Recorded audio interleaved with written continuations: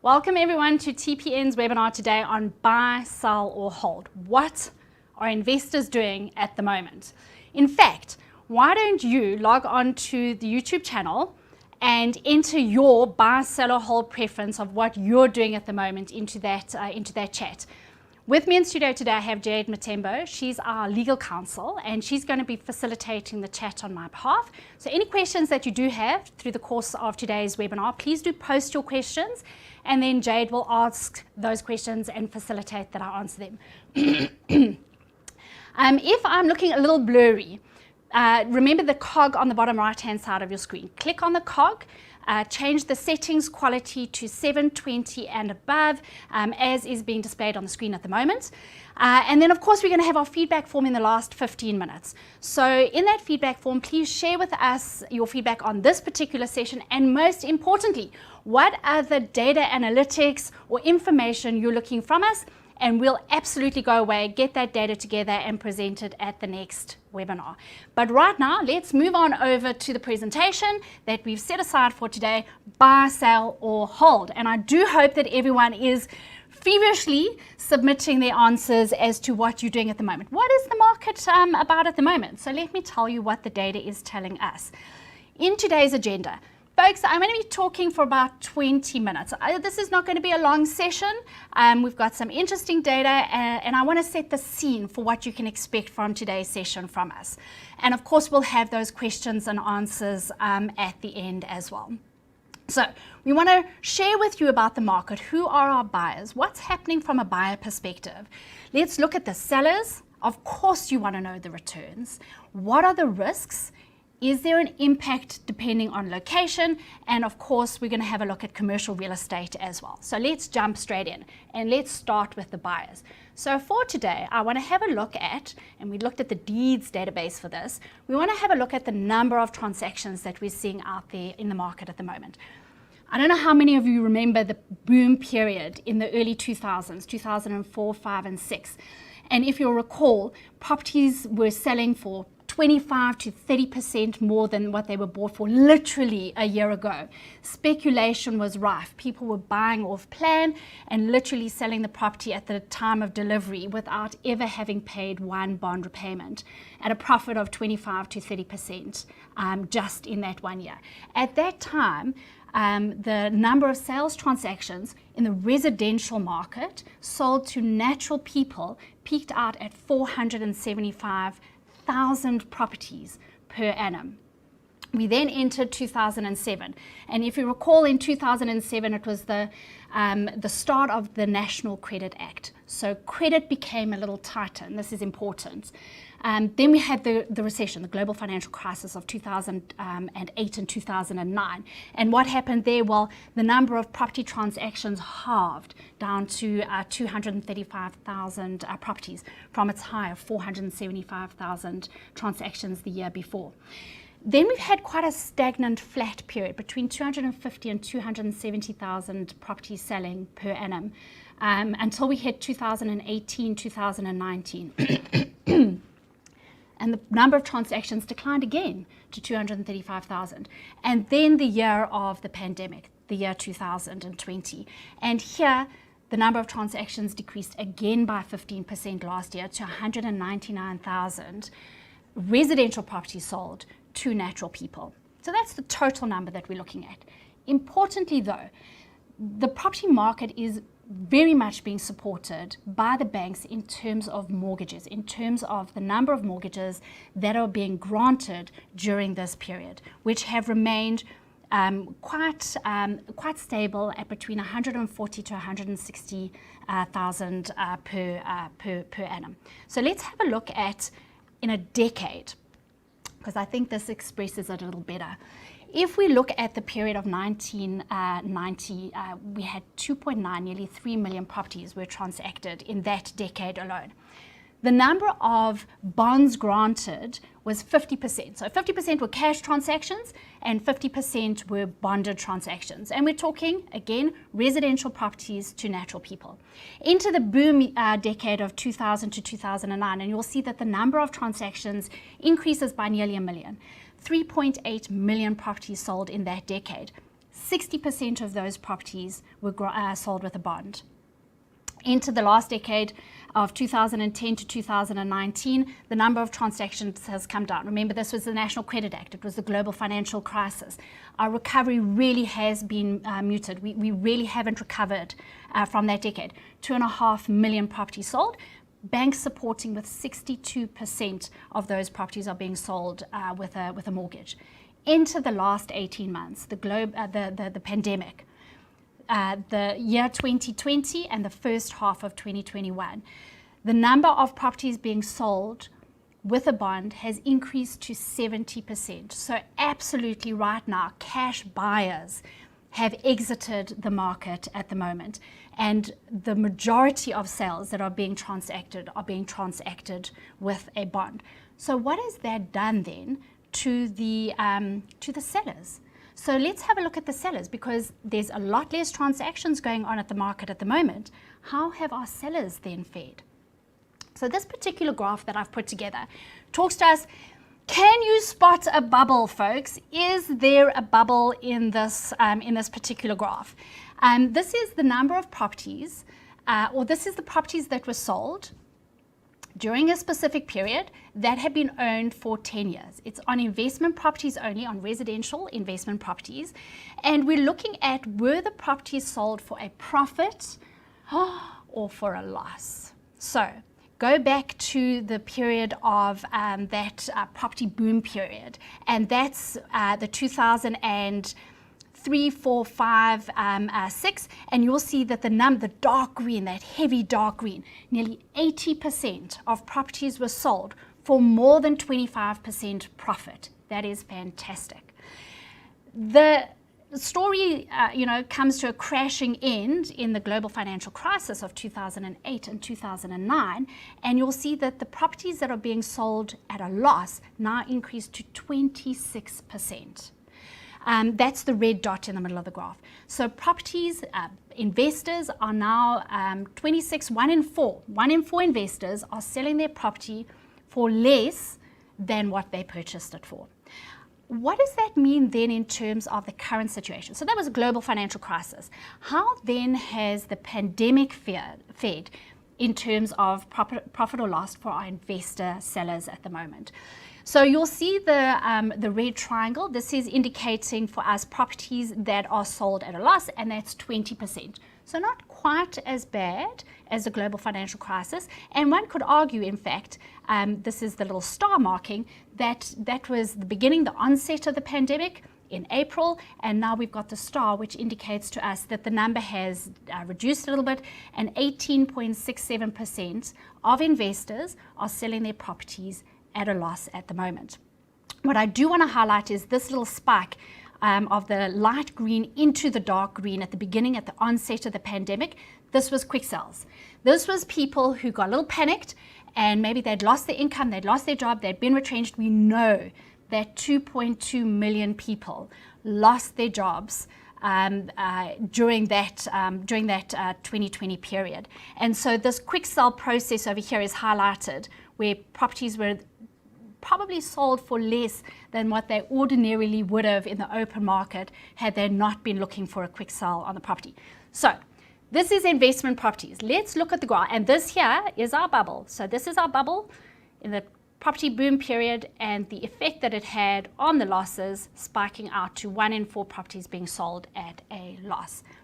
Let's look at another graph of I have a question. Jade, yes.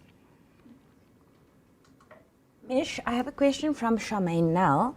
She wants to find out from you, how can I find the market value of an area from 2014 to now?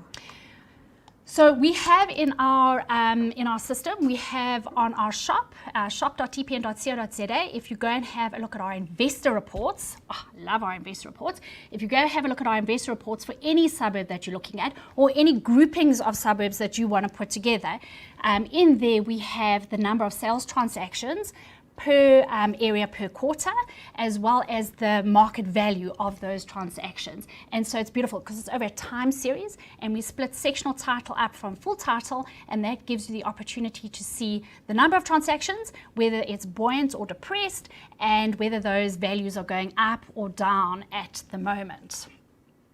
Right, so let's go and look at a different area, because I thought we'd have a look at the Western Cape.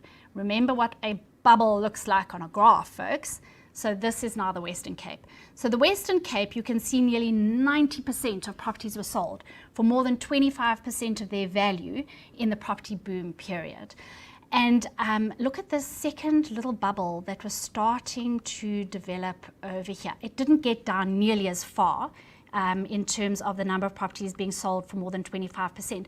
But there was a little bit of a bubble developing there in the Western Cape. At the time of the global financial crisis, that's that red dot over here, we can see that the number of properties sold at a loss was 26.5%.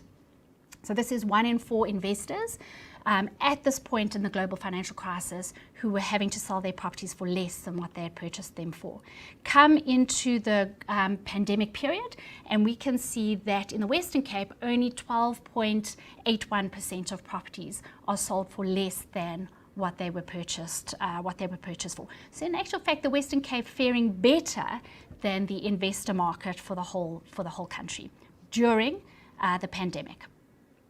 What does that translate then in terms of returns? And here I want to look at capital appreciation as well as gross yield on your investment properties. So the first thing we're going to have a look at is we're going to have a look at this blue line, which indicates the First National Bank's house price index. And you can see that just before we entered the period of the pandemic, house prices were growth was 1.2%. And during the pandemic, house prices grew to 4.6%. Now remember my first graph, we looked at the fact that the volume of transactions is down. So there are a lot less properties transacting at the moment. Remember, the cash buyers have exited the market. And one could maybe hypothesize that cash buyers are more in tune with the market and therefore more careful with the value that they would spend on a property. And so with the cash buyers having exited the property, low volumes in terms of the number of transactions, we can see that house price index rose to 4.6% and dropping back down now down to 3.7%. Jade, you have a question. I have a question from Sylvia Walker. She's asking, when Michelle speaks about investors, is she excluding all property sales for primary residences? Yes, that is exactly right. Sylvia, thank you for the question and for making me ensure my definitions are properly recorded. We look at the deeds database and we say, on the deeds database, can we identify people that have multiple properties within their portfolio? That's step number 1. We know which properties are leased properties because we have 45% market share in terms of the rental properties in the market. So we can identify which of the properties in the deeds database are tenanted properties. We can then identify of people that have, or juristic entities that have multiple properties within their portfolio, which one of those would be their primary residence. We have an algorithm and we can then identify what are investment properties and what are primary resident properties. So when I talk about the capital growth or the profit or loss on investment properties, I'm only looking at those properties that are bucketed as tenanted properties. So we can see that the First National Bank's house price index has shot up. I say shot up because on this graph it really looks like it did, from 1.2% to 4.6%, and coming off the boil now currently sitting at 3.7%. Remember, in the property boom time, I mean, this is coming off sort of 8.5% growth rate when I take it back to 2013, 2014. But remember, in the property boom period of 2004, 5, and 6, property annual growth rate there was sitting at 25 to 30%. So to contextualize, 25 to 30%, and kind of the last 7 years where we've been slowly deteriorating from 8% all the way down to 1.2%. At the same time, let's talk about our escalations in rentals. And the reason that I'm talking about the market value of properties and the value of rentals is because those two together give us our gross yield. And so it's important to understand over a time series what's happening to the house price index and what's happening to rental prices to determine what is driving our gross yields at the moment. And you can see from a rental index perspective that rental escalation peaked out at just over 5% in 2014 and has followed a similar trend, dropping slowly down and actually turning negative escalation in quarter 4 and quarter 1 of this year, and quarter four of last year, and has slightly recovered. We're back into positive territory at the moment. So how does yield work? Yield works as follows, your gross yield. It's a calculation of what is the annual rent of the property divided by the market value of the property. So at TPN, what we do with the data is we take every single property and we run an automated valuation model against every property once a quarter, and we determine what the market value is of the property. We then have a look at what is the rent on a per property basis where we have that information. And remember, we hold the data on about 45% of the market. So what is the rent on a per property basis per month? Times that by 12, we've got an annual rent divided by the market value, and that then gives us the gross yield on a per property basis. We can then group that data and say, well, what does the yield look like for sectional title properties versus full title properties? What does a yield for a 1, 2, or 3 bedroom property look like against smaller or bigger units? What does the yield look like in different areas? So high level, this is sectional title. We can see that the yield started at 10.7% in 2017 and has slowly been deteriorating down to a value that we see at the moment, which is 10.3%. It's not a lot, it's 0.4%. That is being driven by a double whammy. And why do I say double whammy? Because as the market value of a property goes up, if the rental price stays the same and the value of the property increases, the yield is going to go down. So you're earning less off your property. If you have a rental price that is not escalating, so it's growing very slowly, and your house price remains the same, you end up with a double whammy of your house, your yield deteriorating by both a house price that is increasing, as well as a rental escalation that is not growing as quickly as your house price is increasing. And that's what we're seeing in the market at the moment. The reality is that the escalation in rentals are really, really, really depressed at the moment. So let's talk a little bit then about the risks. The risks are based on, can I collect the rent? So what does the profile of tenants look like at the moment, and are they paying their rent? Because fundamentally, in order to make a profit, we have to collect the rent first. So we look here at the overall statistics of the national tenant good standing ratio. These are the number of tenants who are paid up by the end of the month. So it would consist of tenants that are both paid on time, paid in the perceived grace period, and paid late. These are our tenants in good standing. The tenants that would be delinquent then would be our partial paid and non-paid tenants. And we can see that in the global financial crisis, 77% of tenants were in good standing. And that number of 77% slowly started to increase into 2013 and peaked out in the 2013-2014 period at 86% of residential tenants were in good standing with their rent. And there's been a slow deterioration. We were at 80%, just over 80% when the pandemic hit, and into the period of the pandemic we got down to 73%, which was not quite as bad as the global financial crisis. And you can see there's been a lovely increase. We're back up to 80% of residential tenants in good standing with their rent. So fundamentally, tenants want to pay their rent. It's a priority payment for them, and that's not necessarily where the risk lies from a residential perspective. Vacancies at the moment might be a higher risk than non-payment. From the commercial sector, we see that in the pandemic period of the hard lockdown of Q2 last year, only 1 in 2 commercial tenants were able to pay their rent and remain in good standing, and that slowly started to increase up to 67% as we stand at the moment. Jade. Mesh, questions are rolling in. I have a question from Jan van Bosch. He'd like to know, is the deeds office closed or have they slowed down due to COVID? No, so the deeds office is open, and there were periods when the deeds office was closed. So they would go through these intermittent periods where there would be a COVID case and they would shut down, and then they would open up again.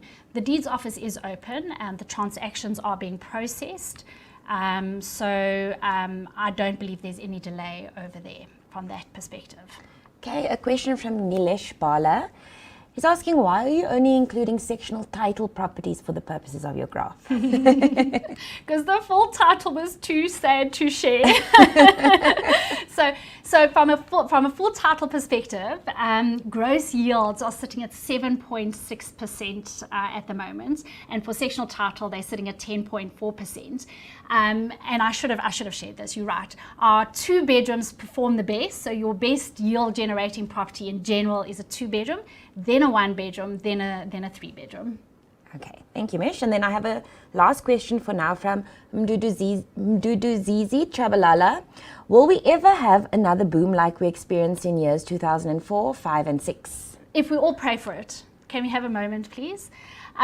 So yeah, we need economic recovery. What we need right now is we need economic recovery. We need people in jobs earning an income, and we need our income to grow quicker than our expenses. Right now, our expenses are growing as consumers. Our expenses are growing faster than what our income is growing, and we have extraordinarily high levels of unemployment. And until we have job recovery and have income recovery, a boom like we had in the early 2000s would be quite difficult to achieve. Okay, so that's our good standing ratio. I thought I'd slot then the rental into the priority of payments, because this is important. Fundamentally, how do tenants perceive the importance of paying their rent over their other credit agreements? So here, because the National Credit Regulator's data only goes up to Q1, I've only included up to Q1, even though we know that residential tenants have improved to 80% in good standing. So in Q1, they were at 78%. So just so that you understand how I've put this graph together. So what we can see is that the roof over your head, the mortgage, or your rent is the priority payment for a tenant.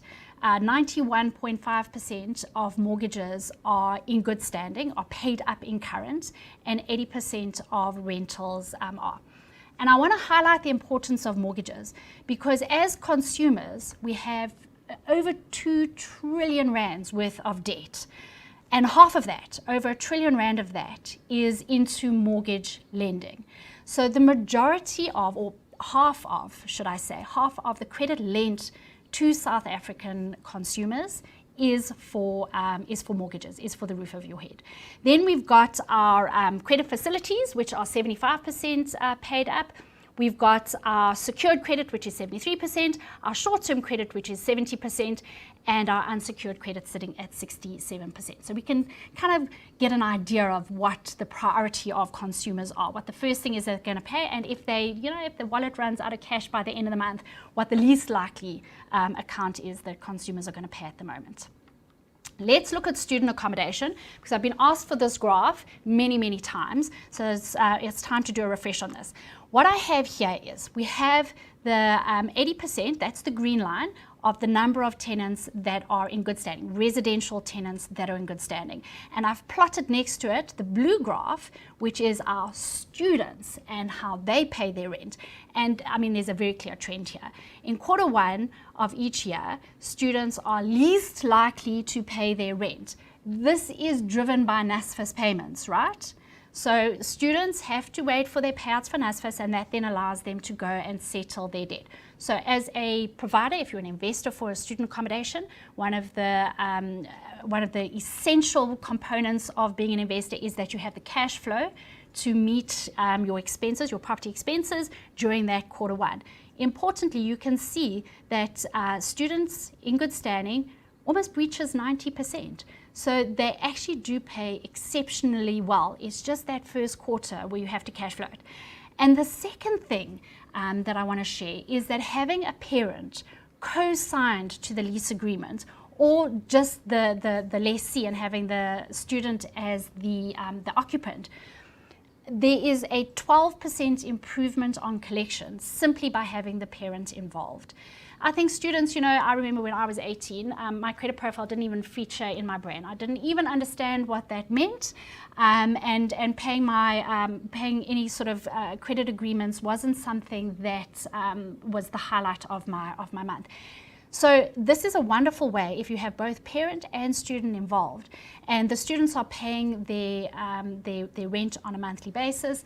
TPN is SMSing the parent and the student to tell them how the credit profile is being updated. This is a wonderful way of educating our students about the importance of their credit profile and getting them a credit profile built on, say, rental, which is an expense that they have to pay anyway, instead of going out and trying to get a credit agreement to start to build their credit profile.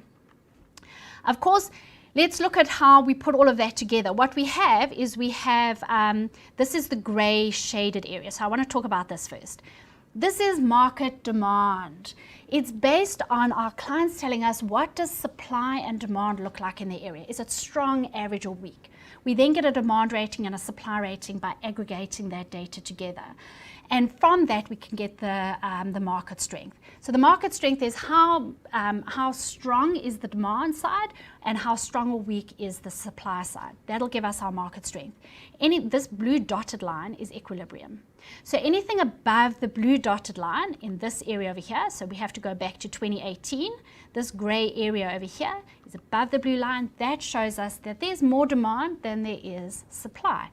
When we go below the blue dotted line, what we see is we've got more supply, excess supply of stock than the demand that is required at the moment. So we're sitting at a market strength of 44, and you can see there's a little uptick over there, so that's quite pleasing. There has been a lot of supply and rental stock brought on in the market through the late 2018, 2019 period. A lot of new development in terms of rental construction that's gone on, and that's driven up the increase in the supply of rental stock. So if we've got an area that is, Jade, I'll come to in a sec. If we've got a market that has excess supply, it means the tenants have the kind of pick and choice of the properties, and that starts to drive down prices. And that's the green line that you're seeing over here, where we start to see the vacancies increase. That's the blue line. So we can see tenants have choice, the vacancies go up, and the vacancies then drive the green line down, and that's where we're sitting at the moment. I have a question from Lance Charles. Does TPN have the yields broken down by region, metros? Absolutely we do. Again, if you go to our shop.tpn.co.za and you choose an investor report, in the investor report we include, it's a 12-page document. It's a fabulous document, and we include in there a rental price index for the area. We include the average sales price for the area. All of this over a time series. We include what is the high and low rental price for 1-bedroom, 2-bedroom, 3-bedroom, for a sectional title versus a full title. We give you the rent per square meter, and because we've got all that data, we can then show you what the yield is in that area. We can show you what the good standing ratio is in that area, so what is your ability to collect rent, and then we plot that against your province and against the national average, so that you have some sort of benchmarking that you can apply that to. And again, it's split between full title and sectional title because the properties do fundamentally behave differently. So right now, I think the good news story over here that I want to share is that the vacancies have decreased. Vacancies were sitting at 13% for the preceding 3 quarters, and for quarter 3, I'm very excited that this number has come down to 10.66. Look, it's not where we were. We were at 7% before the pandemic hit, but I'll take 10.66 over 13%, as I'm sure you will do at the moment as well. Right, does location impact the property? And here what I've done is I've put together, this is our vacancy rate. So this is overall. We can see pre the pandemic, we were sitting at 7.4%, 7.5% vacancies. They increased up to 13%, stabilized, and then they're on the way back down again. So that's good to see. Right, let's look at some of the different areas. So here, what I've done is I've plotted, Lance, I'm sure you'll be happy. I've plotted vacancy rate to the good standing rate to the gross yield of the different areas as we see it now. So the vacancies are for quarter 3. The good standing is for Q2, and the gross yields is what we're achieving right now out there in the market. So this is Gauteng. Gauteng has a vacancy rate of 9.8%. So we've broken through and dropped below the 10%. Tenants in Gauteng are paying 76.7% in good standing. Remember, nationally, that's 80%. So our Gauteng tenants as a whole don't pay as well as our national tenants. And our gross yield in the Gauteng area for sectional title is 10.9%. Graph that against something like Soweto. So I'm going to start with where we're not achieving collections. Soweto, we have a collection rate of 44.2% of the tenants are in good standing. And the vacancy is sitting at 10.4%. Folks, this is important because this was sitting close to 20% a couple of quarters ago. So Soweto has absolutely had an improvement in terms of vacancies. The yield, though, is quite high. It's 13.8%, and this is risk and reward. So landlords are pricing in the fact that only 1 in 2 tenants are paying their rent, and therefore the risk is then priced into the value of rent that they're getting. I then want to have a look at Sandton. Sandton's another interesting one. Sandton tenants pay exceptionally well for Gauteng tenants. So 85% of Sandton tenants are in good standing. Now you will recall that Sandton had a vacancy rate of 26%. It's now only sitting at 10%. How did they bring the vacancies down? Well, I had a look at the average rental price, and currently the average rental price in Sandton is back to the value that it was in 2017. So we have regressed 4 years worth of rental increases in order to drop prices and get tenants into those properties. The yield then sitting at 10% at the moment. The other interesting one that I want to bring your attention to, because it's got the lowest vacancy rate, and it has consistently had the lowest vacancy rate, is Centurion. Our tenants there, we only have a 5.6% vacancy rate, we have a 78% collection rate, and our yield there is sitting at 10.5%. So that's our Gauteng area. Let's look at the Western Cape. So we know that the Western Cape house prices have been growing. The rest of the country has been pretty stagnant, and Western Cape had continued up until 2018 to enjoy really good house price growth in that particular province. Western Cape has always been the province that pays the best. So here you can see that 82.9, nearly 83% of tenants, residential tenants in the Western Cape are in good standing with their rent. Vacancy rate there is 11%, but the gross yield is only sitting at 8.6%. And this is because the value of the properties are still much higher than the value that you can achieve for your rental in those particular areas. An area like Cape Town itself, 82% of their tenants are paid up. You've got a vacancy rate there of 15%, starting to come down. I mean, it was in the 20s as well, so we're starting to bring that vacancy rate down, and we've got a gross yield of 8.6%. What I really like about the Cape Town area is the northern suburbs. The northern suburbs is a more affordable area, so you've got an 84.3% collection rate. I mean, this is still fabulous. The vacancy rate there is only 6.2%, so less than half of what it is in Cape Town itself. And the yield is the best. So we've got a 9.1% yield in our northern suburb areas. On to KwaZulu-Natal. KwaZulu-Natal, just like Gauteng, really challenging to collect rent from. It's our worst 2 performing provinces. And Gauteng, by the way, has over 50% of the tenant population lives in the Gauteng area. This is both according to our TPN data, the data that we collect, as well as matching back up to Stats SA in terms of the general household survey. So 50% of South Africa's tenant base resides in Gauteng. For KwaZulu-Natal, collection rate sitting there at 77.8%, vacancy rate back below 10% at 9.9%, and our gross yield sitting at 10%. Pietermaritzburg, I mean, this is a story, right? 87% of their tenants in good standing, only a 7% vacancy, and a nearly 10% yield. So Pietermaritzburg kind of holding the flag high there for KwaZulu-Natal. Eastern Cape, 82%. Eastern Cape and Western Cape are both provinces that perform really well in terms of collections. So 82.6% of Eastern Cape tenants in good standing, vacancy rate of 7.1%, and gross yield of 10.6%. Buffalo City performing a little worse than our Nelson Mandela Bay area. Okay, on to the commercial real estate sector. So the first thing is we're going to have a look at how commercial tenants pay their rent compared to the GDP. And you'll remember that, I think it was last week or the week before, Stats SA published the new rebased GDP numbers. And you'll have a look at every time the economy goes into negative growth, and these are the red bars over here, it's followed up by a deterioration 2 to 3 quarters later of tenants in good standing. And you'll see it happening over here. The economy goes into the red, goes negative, and 2 to 3 quarters later we have a significant, a noticeable deterioration in tenants in good standing in the commercial sector. And of course here, I mean, the wheels completely fell off in the second quarter of the hard lockdown. The market shrunk by 17%, and the economy shrunk by 17%, and the tenants in good standing dropped from 77% to only 1 in 2 tenants that were paying their rent or had paid up. Some of them could have been paying partially, and we'll have a look at those in a moment.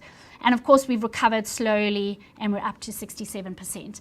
I do look at the data daily, so I can say to you that currently, as it stands at the moment, tenants in good standing have improved to 69% for the commercial tenants. Remember, this data doesn't take into account the July period where all that looting happened.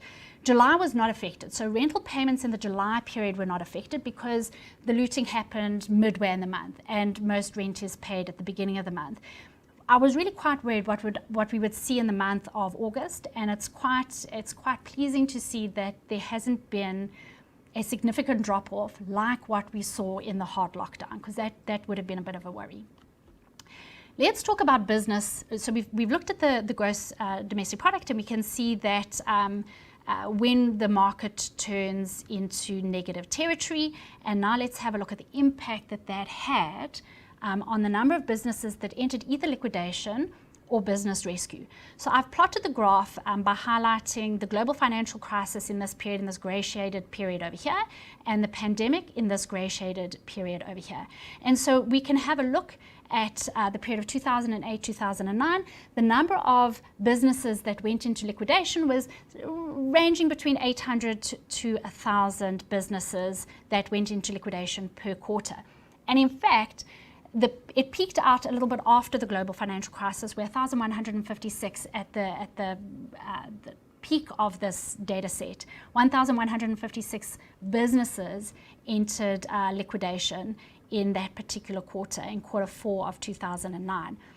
In 2011, we had the Companies Act made provision for business rescue. And so businesses could enter business rescue without having to first, go through the horror of liquidation, and see if we could turn some of those businesses around. And that's the reason that I've graphed them on top of each other, because in 2009, when we had 1,156 liquidations, we didn't have any business rescues. So I've graphed them one on top of each other so that we can see in quarter 3 of 2020, so far, the highest month recorded of liquidations and business rescues is 733. If the data follows the same trend as the global financial crisis, one may expect that those numbers will start to rise up again, and there might be a delay in businesses then entering business rescue and liquidation in the coming quarters. So just something to keep our eyes on. We then had a look at, this is South African Reserve Bank, and they released the number of loans and advances to households versus loans and advances to the corporates. And we can see the blue line are our households, and blue lines have remained fairly stable in terms of the value of credit that they have continued to take out. Whereas our corporates, and you can see that there's a decline of minus 5.5% year on year in the amount of credit that our corporates are taking out at the moment. And that could be a confidence, right? Corporates could be feeling a little uneasy and therefore not wanting to access new or additional credit in the market at the moment. And I thought as our next graph, we could look at what type of credit corporates are taking out. In fact, I do want to point out that in the last month, there has been a slight uptick. So we can see that corporates are maybe feeling a little bit more confident, and there has been a very slight improvement in the credit granted to corporates at the moment. Let's then have a look at what our corporates are taking out. So we can see that the majority of credit that is lent is for general loans and advances, nearly R1 trillion. The second biggest category of debt is for mortgage advances. And in fact, this is half of the value of what the households take out in terms of debt for mortgages. We know the consumers, natural people, take out R1 trillion worth of mortgages. That's the gross debtors book at the moment. So we can start to see how the lending has deteriorated in terms of our general loans and advances, and there might be a little uptick over there. And we can see that our overdrafts, how they deteriorated. This data over here signifies when we went into the hard lockdown, how it deteriorated and sort of is starting to slowly creep back up in terms of our overdrafts that corporates are taking out at the moment. Does that indicate confidence? Does that indicate that businesses are now back feeling confident again? Don't forget, we've posted the feedback form. Jade, Brian, I hope you've posted the feedback form. If not, this is your reminder. Folks, you can start giving us your feedback for the session. We're now looking at commercial tenant behavior in terms of how commercial tenants are paying their rent. We want to remember we looked at the good standing ratio, which was 1 in 2 tenants were in good standing by the end of the Q2. I wanted to split that between those tenants that were partially paid and those tenants that were making no payment whatsoever. So prior to the pandemic, only 7.3% of tenants were not paying their rent, and 14% of tenants were making a partial payment to their rent, and these were the delinquent tenants. Enter that hard lockdown, and that increased to 20%. 1 in 5 tenants were making no payment towards their commercial rental payments, and 30%, 29%, were making a partial payment towards their rent. The next quarter, Q3 of last year, the number of tenants not paying declined to 12% and stabilized for the next 3 quarters at 12%. Importantly, Q2 of this year, that has come down again to 10%. And this is important. I know that if you look at a 67.12% of tenants in good standing, it feels that is still really, really bad. But I do want to highlight it against the fact that only 10% of those are in the did not pay category, and that's really getting us back really close to 7.6% that we had prior to the pandemic. The challenge for our commercial sector at the moment are the tenants that are in the partial paid sector. And remember, folks, that the commercial industry worked really, really hard in offering rent relief and discounts. So a lot of discounts were offered, and I have a graph that indicates just the impact that had. But also where there was relief provided, that means that tenants have a payment plan of how they're going to start settling those arrears in the months to come. And that doesn't mean that you recover in 1 quarter. It means that it takes a year or so to start recovering. And that's what we're seeing in the data at the moment. From 29, 30% of partial pays, 26, 24, 22. Slowly, tenants are starting to move out of that, having arrears, catch them up, and back into that good standing of 67% that we're sitting in at the moment. This is then just to highlight those partial payers. So these are the tenants who are partial paid or not paid. This is what that graph speaks to. This graph does not speak to those tenants that are paid up because you don't have an arrears balance. Now, you have an arrears balance as a tenant. How bad is that arrears? And we can see these are the tenants sitting in 1 week arrears, those that have 2 weeks worth of arrears, 3 and 4 weeks. So these tenants that are sitting in this section over here, 37% of them have less than 1 month of arrears on their balance. The challenge is, these are the tenants then, everything below the grey line, these are the tenants that have 2 or more months arrears on their account. And that is 63% of the total number of tenants that are in arrears. Compare that to 2015, where it was only 54%. So there has been an increase in the value of the amount that is outstanding. If we look at this, this quarter over here, quarter 2 of 2020, the hard lockdown quarter, you can see there was 3 billion rands worth of relief offered to commercial tenants. And that had the impact of dropping down the tenants that were more than 3 months in arrears. You can see that impact that it had in this particular section over here.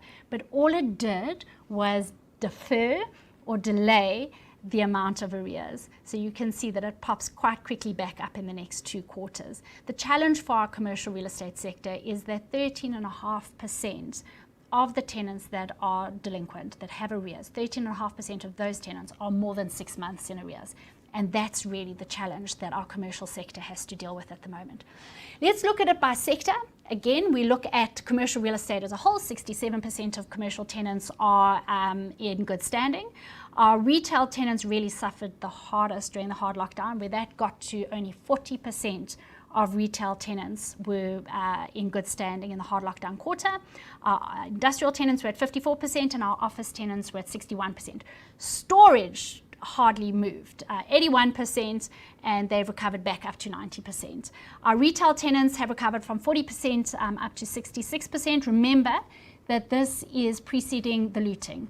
So we must remember that there is some retail data that will come through there, and there might be a little bit of a deterioration in quarter 3. Our office tenants now sitting at 71% and our industrial tenants sitting at 72%. So office tenants now starting to feel a little tight as well.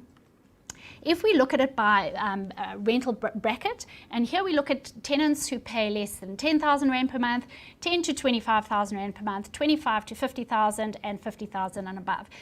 And we've bucketed these into equal size groups, so sort of groups of about 25%. So 25% of tenants spend less than 10,000 Rand per month on their rental. 25% of tenants spend between 10,000 and 25,000 Rand per month. 25% of the commercial real estate tenant market spend between 25 and 50,000 per month, and 25% of the commercial rental market spends more than 50,000 Rand per month. This grouping is really quite tight, between 64% and 70%. So not a lot of difference in the behaviour, but we do see that the lower end, the below 10,000 Rand rentals, are the tenants that are a little bit more challenging than the top end of the market. Grouping it by province, Western Cape, again, similar to the residential market. Western Cape's the best performing in terms of commercial real estate, 76% of tenants in the Western Cape in good standing, and plot that 76% against the national average of 67%. Again, we have Gauteng, who are the worst performing, both from a residential as well as from a commercial real estate sector. 64%, they're below the national average. 64% of commercial real estate tenants are in good standing against the national average of 67%. And then just to show that data next to each other, the best performing are Western Cape tenants, and our tenants spending more than 50,000 Rand per month on their rentals. Folks, that is my presentation for today. Jade, any questions? I do have questions for you, Mesh. I have a question from Tony, and I do think that quite a few agents and landlords might be interested in your response. If a tenant in a residential house is running an online business, is that a residential or commercial let? So if you are doing an online business and your trade is such that you are not, you don't have visitors, you don't have traffic, you don't have infrastructure needs, etc., it would be difficult, I imagine, to lay a complaint or a charge against that. Ultimately, properties are zoned for what properties are zoned for. So if your property is zoned for residential, then that is what needs to happen in the property. It's a residential property. If a tenant is living in his property, he's using it as a residential property, and he's working from home, doing online work, it would be difficult in the current climate, specifically seeing as we're all working from home 50% of the time when we're coming backwards and forwards. It would be difficult to lodge a complaint. Ultimately, your neighbours are lodging complaints because there's a noise factor, a disturbance factor, a security issue, an infrastructure issue, a parking issue.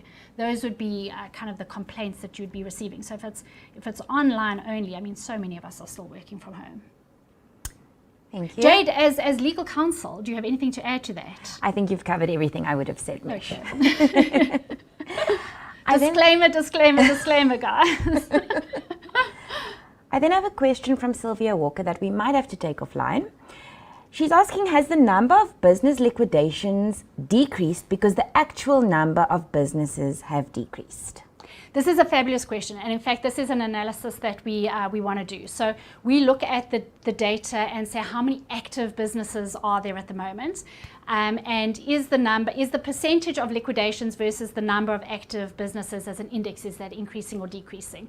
It is something that I gave to my guys last week, our analysis last week, so analysts last week, so it will be coming out in data in the future. Thanks, Sylvia. So it's a very important question. Okay, for now I have a last question from Renee. Her question is whether to sell or hold primary homes and rent residential properties. That is exactly my question, guys. How have you been posting in the chat? Jade, what have the posts been in the chat? Who's telling us what? I can't say that there's been a majority answer. Majority answers have been to either buy or sell. Buy or sell. Okay, no one's holding at the moment. You know, it's such a personal decision, and it's very much based on what your portfolio balance is, and whether you're buying for primary residence or investment residence. It's a very personal decision. What we can see in the data, though, is that there's not a lot of transactions. It seems to be quite quiet at the moment in terms of the number of transactions coming through on the deeds database. And if you're out there in the market and you're looking to buy, for me it's about the value. So what kind of value is there out there in the market? There are definitely properties that are being transacted for way below what they were purchased for previously, and ensuring that proper due diligence is run on the purchases. So what does that rental look like, that future rental look like? What does the quality of the area look like? What do the levies, the rates and taxes and municipal charges, because these are where the real risks are, right? These increasing municipal charges that are kind of flooding out any profit that you may be making. So identifying those type of risks, understanding them, and making a due diligence on a per property basis. Okay, last question from James McDowell. He says, thanks very much for the presentation.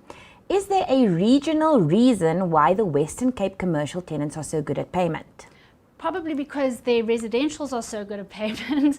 There's no, I haven't been able to spot the underlying reason. Both on the resi side and on the commercial side, tenants just seem to, historically over the time period since we've been collecting the data, they just pay better. So Mish, I think quite a few people are interested in your opinion. Nikita is asking, do you think there is a bubble forming in the Western Cape?